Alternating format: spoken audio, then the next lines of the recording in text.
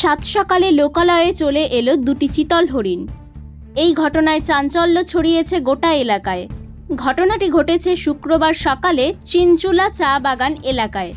এদিন বক্সা ব্যাঘ্র প্রকল্পের জঙ্গল থেকে বেরিয়ে দুটি চিতল হরিণ চা বাগানের শ্রমিক মহল্লায় ঢুকে পড়ে। হরিণটি বিভিন্ন এলাকায় দাপিয়ে বেড়ায়।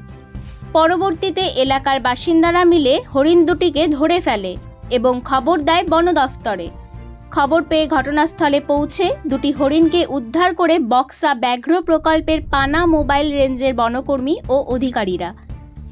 প্রাথমিক চিকিৎসার পর দুটি হরিণকে গভীর জঙ্গলে ছেড়ে দেওয়া হবে বলে বন দপ্তরের সূত্রের খবর।